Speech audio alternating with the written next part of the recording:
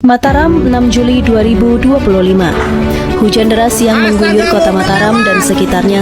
Air meluap dari Sungai Ancar akibat curah hujan lebat dan tumpukan sampah. Banjir kini kembali melanda kota Mataram. Ribuan rumah terendam, puluhan keluarga mengungsi, dan yang tersisa hanya kecemasan. Rasa cemas kini menjadi bagian dari hidup masyarakat. Cemas saat menghadapi curah hujan yang tinggi, cemas saat air mulai naik, dan cemas karena tidak tahu harus berbuat apa saat bencana datang. Bencana bukan sekedar soal curah hujan yang tinggi, tapi juga soal ketidaksiapan, minimnya edukasi, dan lingkungan yang rusak. Bencana banjir bukan sekedar fenomena alam, ini peringatan keras dari dampak perubahan iklim yang semakin nyata. Sampah yang menyumbat saluran air, lahan yang dibuka tanpa kendali, dan emisi yang terus naik tanpa henti.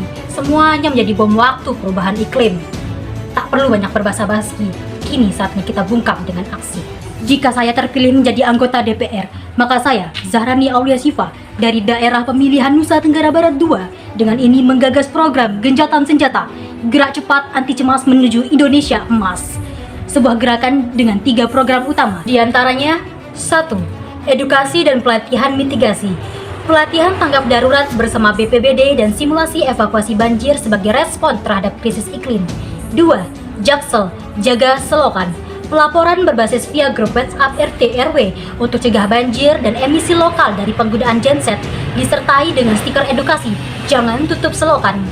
3. Edukasi teknologi ramah lingkungan seperti penggunaan panel surya, biogas, dan PLTS yang mempercepat transisi energi bersih di wilayah rawan banjir. Target konkret ini mencakup pelibatan aktif 5 kelurahan rawan banjir di kota Mataram, seperti Turida, Dasan Cermen, Abian Tubuh, Mandalika, sebagian Bertais, dan Karangpule yang termasuk kategori zona merah.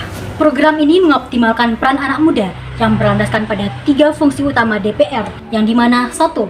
Fungsi legislasi. DPR RI dapat mendorong regulasi kebencanaan, transisi energi bersih, dan partisipasi aktif pemuda. 2. Fungsi anggaran. DPR RI dapat mengalokasikan anggaran khusus untuk pelatihan mitigasi dan teknologi hijau, khususnya di daerah rawan banjir.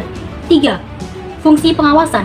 DPR RI dapat mengawasi pelaksanaan anggaran dan kolaborasi antara DPR, BNPB, BPBD, dan pemerintah daerah agar program gencatan senjata berjalan secara efektif dan transparan.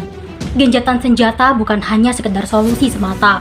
Ini adalah strategi transisi berbasis rakyat oleh rakyat untuk Indonesia yang lebih hijau. Dari cemas menjadi cerdas, dari panik menjadi tanggap. Saya percaya transformasi besar dimulai dari langkah kecil yang konsisten. Harapan tanpa aksi hanyalah ilusi. Maka dari itu saatnya anak muda mulai beraksi. Wassalamualaikum warahmatullahi wabarakatuh.